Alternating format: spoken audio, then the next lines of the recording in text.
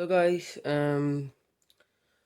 before I start the video, a little bit of a sad thing. I just have to do it. Since my videos are now gonna be edited on an Android device, because on Windows they're all thinking like, oh my god, you have to buy it. You have to buy it for money because yeah, we suck. No, I use a very good editing program, trust me, that's free. And doesn't think like, oh my god, I'm a money wolf. Give me money before I'm just gonna give you a good editing program. You don't need money for everything, guys. But I have to ditch something in favor of that. My Olympus SP800 UC. I will not be filming with this thing forever. Because I can't edit with this thing because this thing doesn't have Android or anything on it. Which is quite sad because it has a scroll wheel in it and things like that. I will be not searching for another editing program because on PCs they only want money if you use Windows. I think Mac is even worse. I have no experience with Mac OS, but I think it's like the worst operating system in the whole world. Better off with Linux. So worse video quality, sorry. My phone storage is also dying, so, but yeah. You guys get better results, me worse, but you guys better, and I want you guys to have a good experience on my channel. Anyways, finally, here it is. It was a pain in the ass to turn this thing on, so please give a like on this video, because the story behind the battery is very funny. I would definitely be talking about it. If I can demonstrate it. Nope, I can't. The Xperia battery, the X8 battery, is like so big. And I put something in here. It's a little. You probably know those keys. The keys where your door. You can lock your door with. I have one of those little small things. Like you probably know one of those things where I put money in. Oh shit! It kind of sucks that I'm not actually English. You probably know one of these things where I put money in there, and they're like really good, powerful. You know what I mean. One of those really small metal things where you can lock my. I could lock my piggy bank with it. Not piggy bank, just a little bank. But I never used it. I got two of these, but one is gone, so that's kind of sad because that one fitted really good. But I gotta put in the battery, put it on the charger, put the battery out, turn the charger off, put the battery in, turn the charger on, and then super fast off, like 1 second I have to turn it off. Then it goes into a trick mode, and then it thinks that you press the power button and would turn on. Also, the LCD goes like crazy when I put the back cover on, so the LCD can break. So we'll be definitely custom lock screen, by the way. Checking this phone out before it will die. I would definitely buy this phone brand new. It's definitely worth it. This thing is smooth AF. It's one of the smoothest phone experience I ever had. I think, filming in 60 FPS, but let me just turn down the brightness. It's actually a pretty snappy processor. It's running the Snapdragon S4 Plus, but it's, in terms of megahertz, it's kind of underrated. Yes, megahertz, not gigahertz. Not even a gigahertz, but it's a dual core and it is very great. And one of the reasons for that is this is my only Android 4 phone that has 1 gig of RAM. I love that. I mean, if you have a phone with Android 5.0 along with a skin on it plus 1 gig of RAM, that sucks. I had to live with that 2 years long. Especially you, Snapdragon, you Qualcomm. I hate that brand. I was living with the Snapdragon 400, no, not the S4, the 400, which was the laggiest processor I've ever seen, so I will never switch to any Qualcomm phone sooner. I'm living with MediaTek. It's a very good brand, not gonna lie. Although they're budget processors, they're amazing. I'm not gonna lie. My friend has the OnePlus 6 and my phone is almost as fast as that. And that was a very good flagship phone. That's like a killer flagship phone. That thing can film in 4K too. But let me just turn down the brightness. This is a TFT display, 60 million colors, which is just the norm. Little glitch there. Very, very smooth. I don't know if the touch refresh rate is higher, just like on the iPhones. Like the iPhone 5 came like with a 65 Hz refresh rate. I think this one also has that, but I can't believe it because this is a mid-ranger phone and it just made it look smooth. LG also really does that, like my G2 Mini really is smooth, but I can't believe the touch refresh rate is always better. Like phone these days have like 240 touch refresh rate. And no, not the hertz, just the touch refresh rate. Which also makes it feel smoother, but it's less noticeable. Like iPhones has 240. I have no idea about my phone, but I don't really care. And the reason why I have this root app on it, so I can install different boot animations on it, I was shocked when I saw this.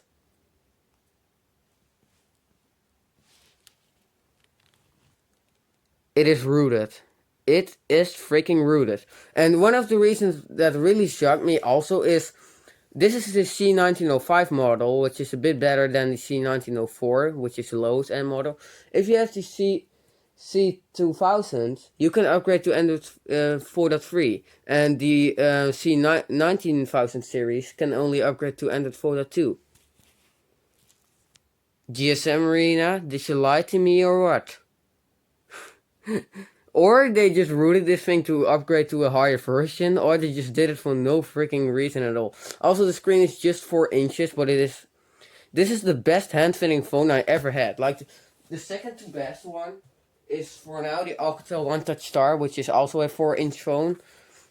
This one is a bit bigger. This is the size for a phone for me. I have freaking small hands.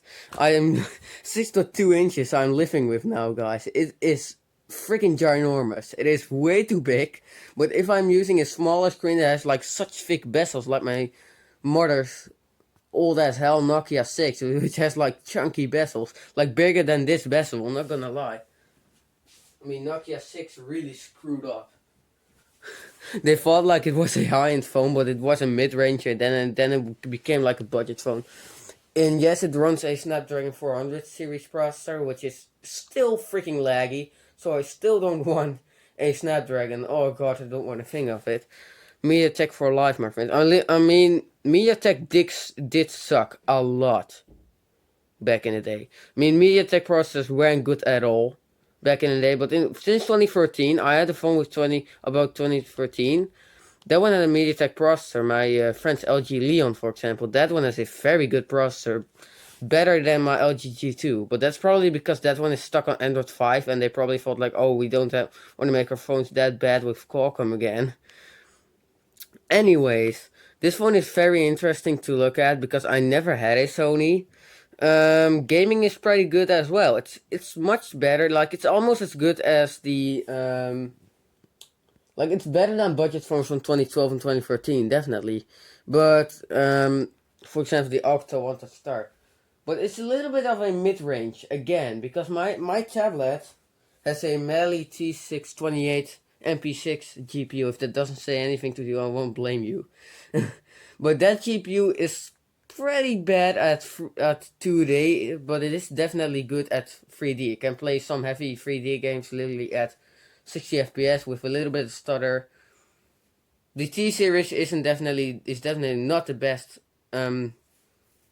GPUs Mali made. I have the G72 MP3. That one can game without lag with Fortnite, PUBG, everything. So they make very good GPUs. But this one actually has a Qualcomm GPU, if I can find that. Stupid ads. Also, I have a lot of ad glitching going on with phones that have a under 4.0 screen, if you know what I mean. Oh, this is actually one of the latest 2014 phones ever. It is pretty underpowered. It's a 300 megahertz. Wow. Wow. Do you want to know what my GPU is at? My GPU frequency? 900 megahertz. Almost a whole gigahertz. Wow. It's maximally 400 megahertz. It isn't that good. Like, the minimum I saw was the Motorola E5, I think. Or no, the E6. That one had a 590 megahertz processor. That isn't GPU. That isn't too bad. But yeah. I mean, for 2020, it's a bit worse. I hate that widget because it makes my camera go crazy. Very good phone overall. It isn't the fastest, but it's definitely way faster than the stupid Alcatel. Like, this doesn't take that long, to be honest. I mean, it doesn't have the newest Play Store because it's under Android 5.1. Oh my god, that Alcatel Walkman logo as well.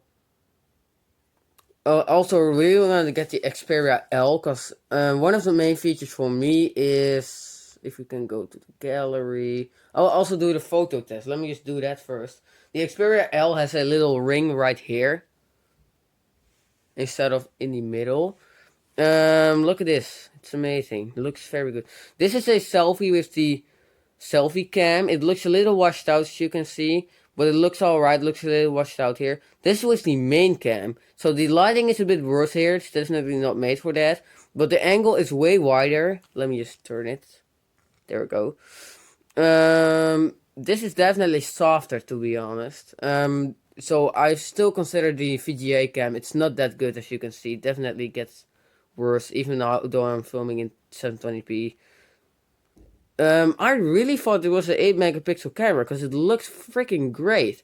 But this is a 5 megapixel camera, and it is one of the best 5 megapixel cameras I've ever seen.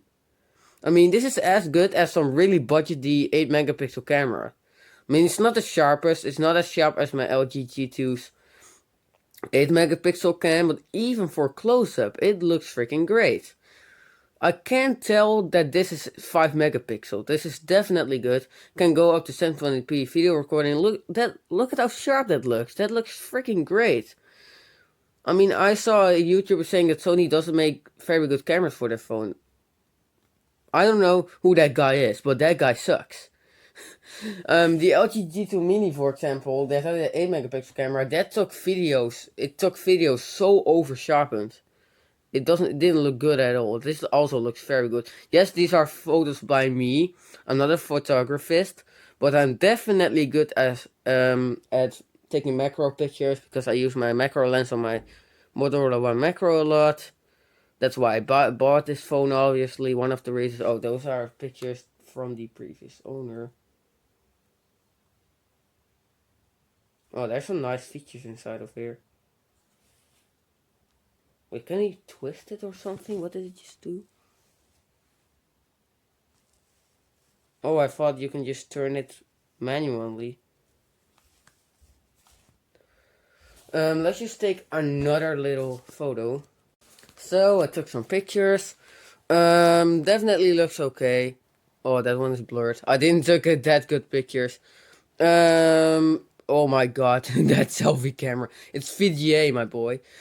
Also, one of the things I really mind about the iPhone 4 is its front-facing camera is actually pretty good. People thought like, oh shit, it sucks. But it doesn't, because this one can't actually focus with the front-facing camera. And the iPhone 4, about 2010, can literally focus with its front-facing camera.